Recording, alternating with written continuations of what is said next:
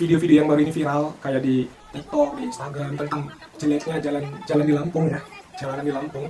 Itu punten banget ini, mohon maaf ya kalau aku boleh cerita. Itu sebenarnya belum ada apa-apanya kalau dibandingin sama tempatku, teman-teman. Saking terpencilnya Bratasena ini, teman-teman.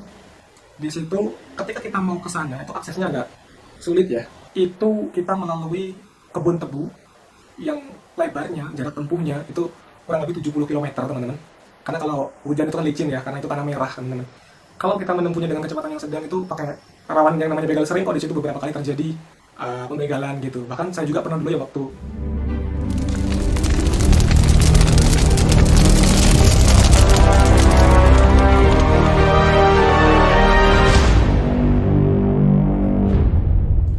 Assalamualaikum warahmatullahi wabarakatuh.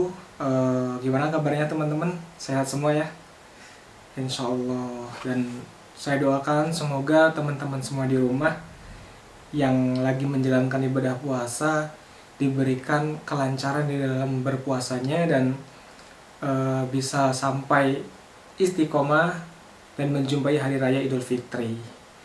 Oke teman-teman, lagi viral baru-baru ini ya, itu tentang presentasi seorang mahasiswa Indonesia yang berkuliah di Australia, insya Allah seperti itu, namanya Bima, yang mana dia itu mengkritisi tentang pemerintahan atau kinerja pemerintah di Lampung, khususnya di bagian infrastruktur ya teman-teman. Ini kebetulan karena saya juga asli sana, saya itu lahiran di Lampung teman-teman. Saya jadi pengen speak up tentang Lampung. Sebenarnya males banget ya ngomongin soal Lampung itu dari dulu. Ada beberapa faktor yang mungkin nanti bisa aku ceritain, tapi karena kebetulan ini lagi trending, lagi viral ya, jadi kayaknya kemungkinan untuk cerita ini itu didengar oleh orang atau oleh pemerintah itu ada gitu teman-teman. Oke teman-teman, boleh saya jelaskan ya. Jadi sebenarnya saya itu lahir di Lampung Tengah pada saat itu, di usia, pokoknya saya duduk di kelas 5 SD lah. Itu saya pindah ke Tulang Bawang ya, ke Tulang Bawang, tepatnya di Bratasena teman-teman. Jadi kalau saya boleh bercerita ya, Bratasena ini ada yang mengatakan Bratasena adalah kota di tengah-tengah hutan. Kok bisa begitu? Karena gini teman-teman, di Bratasena itu ada sebuah perusahaan besar ya, perusahaan Sentral Pertiwi Bahari namanya, yang dimana dia itu di situ mengelola udang dari ribuan tambak ya.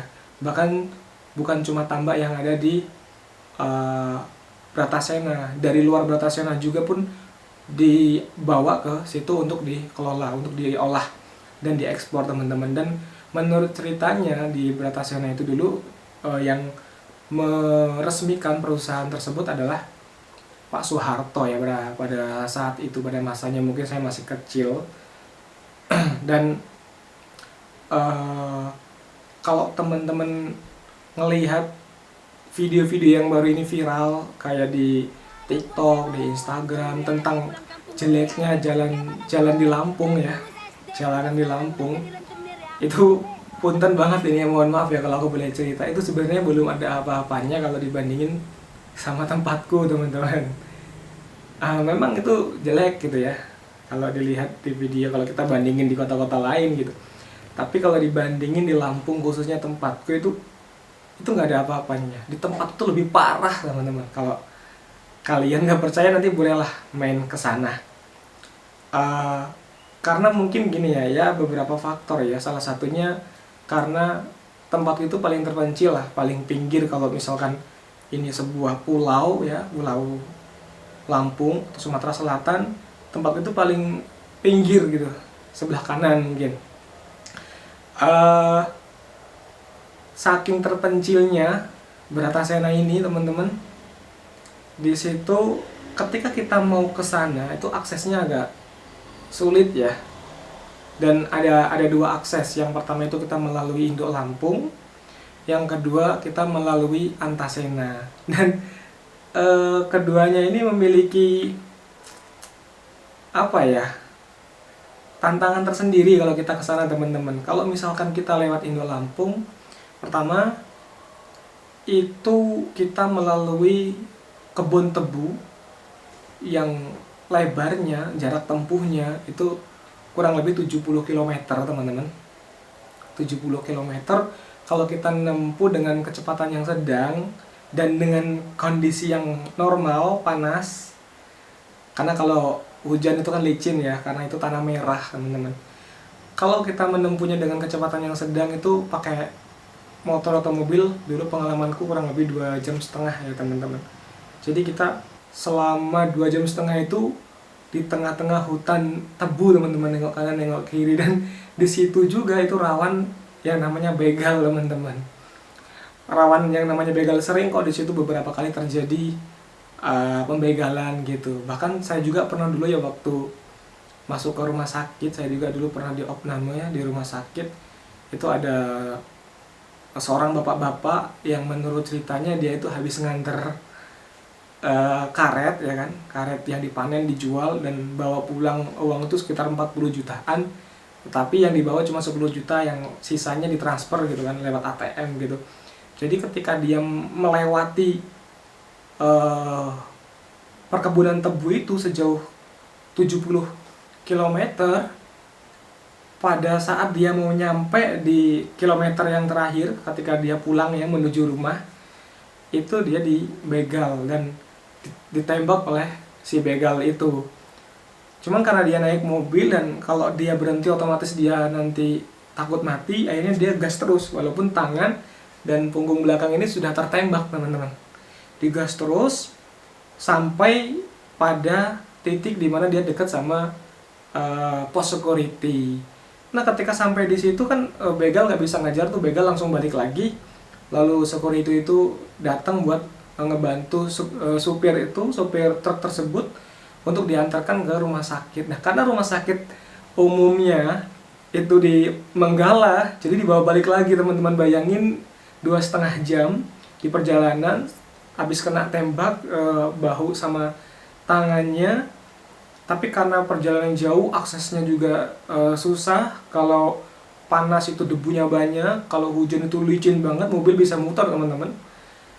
Dan ya seperti itulah pokoknya, ngeri banget ya. Dan ada beberapa kisah lain tentang pembegalan. Kalau pengen tahu soal pembegalan di Lampung, insya Allah aku jadi saksi sejarah di sana ya.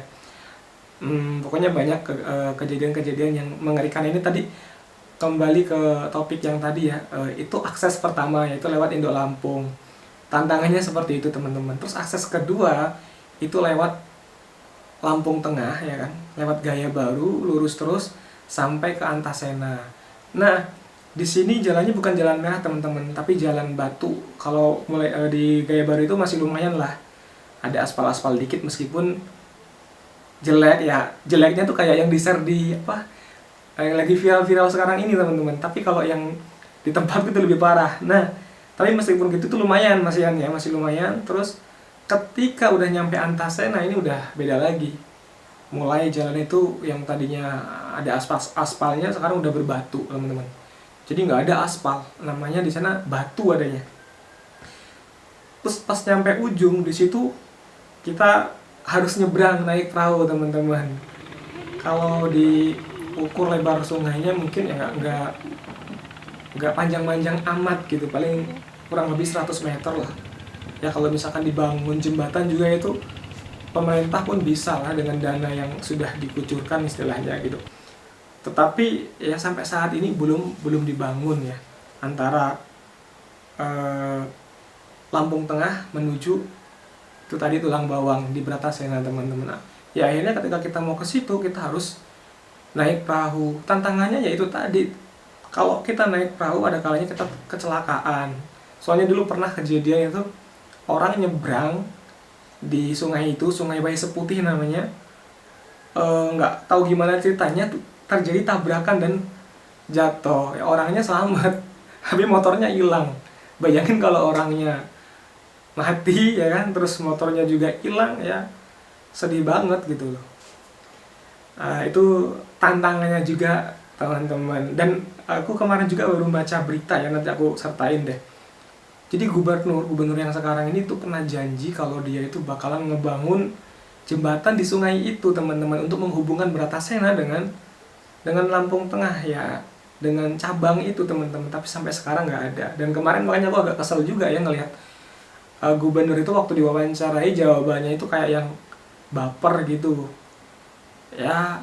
Sebagai masyarakat yang semakin lama semakin muak dengan tingkah orang-orang seperti itu ya, mau nggak mau harus speak up gitu biar mereka sadar. Dan kebetulan momennya lagi pas gitu kan.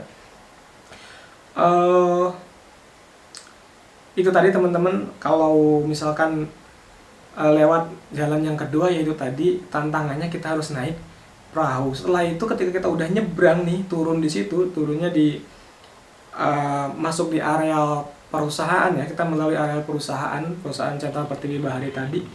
Wah, di situ udah jalan batu. Kalau dulu di sana itu masih terawat bagus.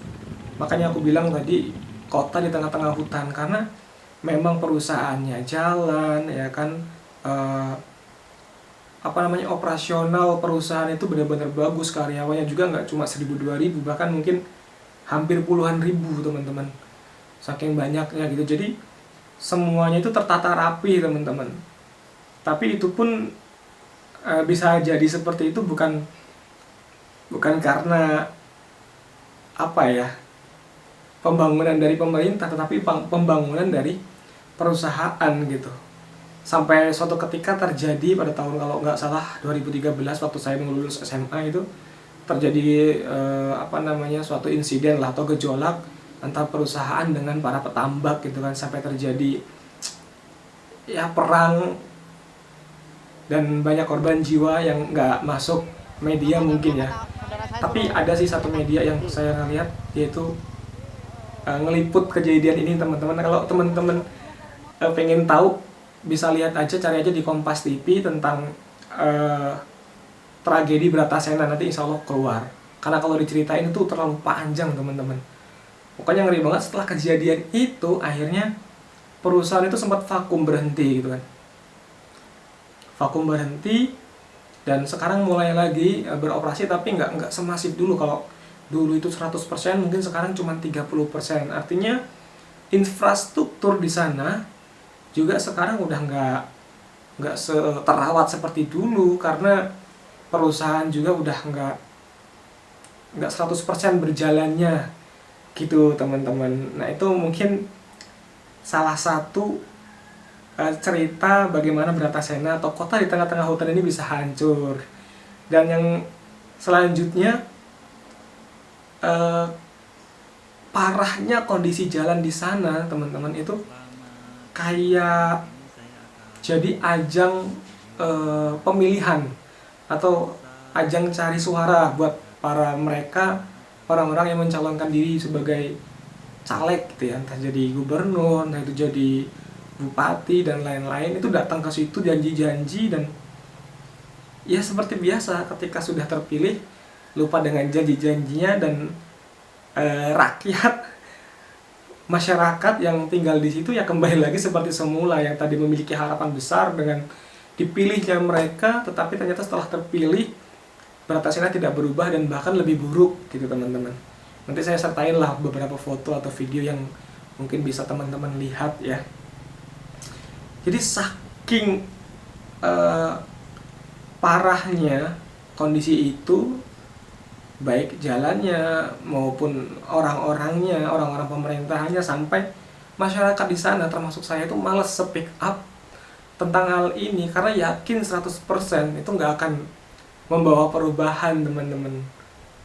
Cuman hadirnya Bima itu seolah membuat saya atau semua orang itu berani ramai-ramai mengkritik ya, memberitahu dunia bahwa ini loh kinerja pemerintah di Lampung gitu.